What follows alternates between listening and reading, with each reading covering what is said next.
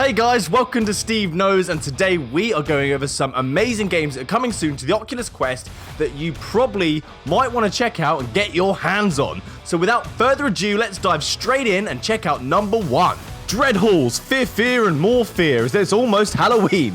This is a room scale experience that tries to put some nuggets in your trousers, and not chicken nuggets. This game is brought to us by White Door Games and was originally released in 2013. You're in a huge underground dungeon with a lantern that shines a bit of light, so your vision is compromised. Your aim is to find the bloody eyeballs to allow you to escape the dungeon. You have to walk around dark, creepy, narrow rooms through heavy wooden doors looking for these items whilst the suspense builds and creatures could be waiting in the dark. You don't get any weapons. You can only run and hide, so you feel helpless. The best kinds of horror games are actually the ones that don't do anything to try and scare you. They just mess with your head to make you feel like anything could happen around any corner. Because then when it finally does... Whoa! Whoa. Ah!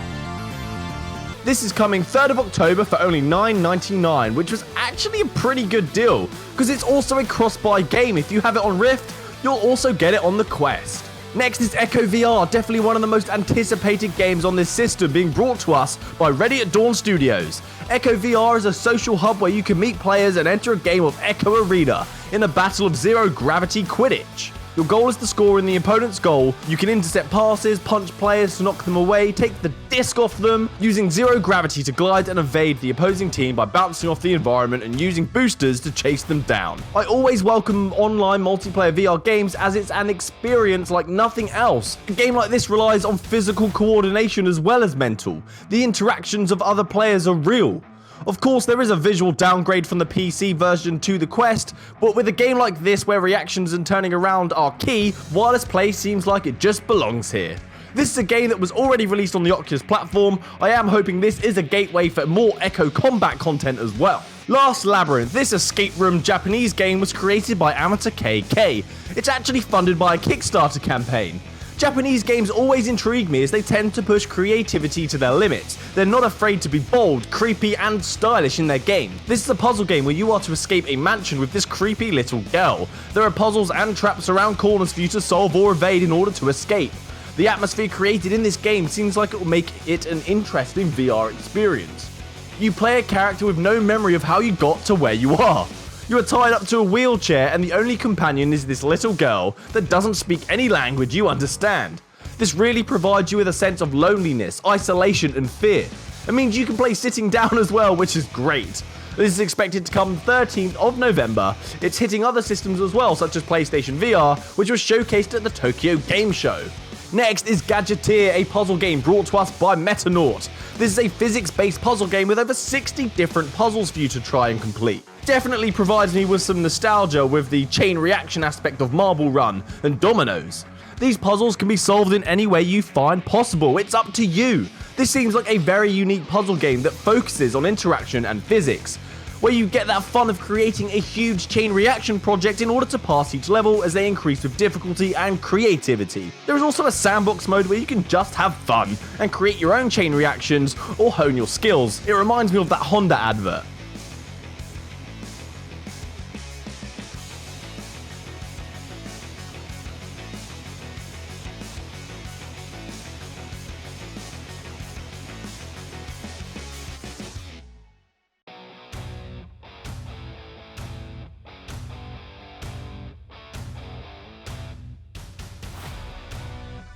You have over 50 different objects to create these events with, and replayability.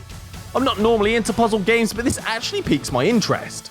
Next is DEATHLAP, time for some action, a first-person driving destruction derby game. Being brought to us by Ashar Wars, this is their first title to hit the Quest store. This game is a mix between combat action and driving, just like that Statham movie Death Race. The story is you've been captured by a doministic madman that is forcing you to race for your freedom. Expect to be multitasking whilst driving and shooting at the same time. This game has a solo mode as well for you to enjoy, or you can take it online and show the world what you're made of.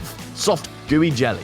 Dash World, more racing this time, but this time a bit more of a child-friendly approach with Dash Worlds coming from Motion X Studios. This is getting a beta soon and I'm really excited for it. This, I keep saying because it's what we're always going to compare it to, is the VR edition of Mario Kart. From its bright, bold art style to the actual concept of the game, so I am expecting a ton of fun with this one. Get into a kart and experience a first-person driving kart simulation where you pick up items and use them to attack the other racers. This is a multiplayer game, so you will be able to play with friends for a laugh or settle disputes when rock, paper, scissors just isn't enough. A small mention here of Oculus Go emulation because it brings a 50-plus game library to the headset. Applications from the Oculus Go will be coming to the Quest as soon as we get backwards compatibility with that generation of headset. And if you already own some Go games and they have been released on the Quest, you'll get a free upgrade to the definitive version. Isn't that nice? Pistol Whip. This has to be one of the most anticipated games this year. Especially for me, since E3 and its reveal, I've been thinking about it non-stop. Being John Wick, killing people with a pencil. Combining music, which I'm a huge fan of, with fast-paced first-person shooting action, it's a fusion dinner that I would eat every day of the week. Brought to us by Cloudhead Games, where you traverse on rails through environments shooting enemies to musical beats. They have said it's a mix of Beat Saber and Superhot, with a sprinkle of John Wick. That's the kind of game you want to replay, not just complete a level and leave it. They've teamed up with Cannibal and Records to bring us some high-octane crazy music that will fit perfectly with the fast-paced action. The art style as well is very trippy. All the colours change as you travel through the game. The combination of all these elements sounds like a pretty special game. This is going to be awesome. Keep an eye out for November 7th for the Boogeymen. Next is Facebook Horizon. This game was mentioned at OC6 that didn't seem to be aimed at children. Everyone in the advert were of age and then some. This is a free title and you can sign up for the beta right now.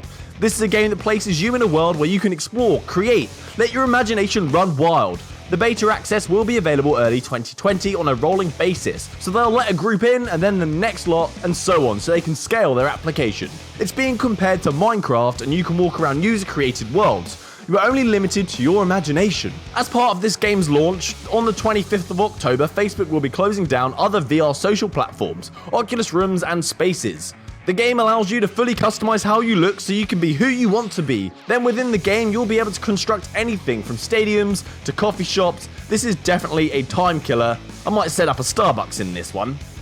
That's it from me. Thanks for watching Steve Knows. I hope there's something on the list that piqued your interest. I know many things there piqued mine. So thanks again. Stick around for next time. Happy gaming, guys. Wait, please, before I go, please put a comment below of what your favorite game is and we can have a discussion and talk about it. So thanks again. Good day.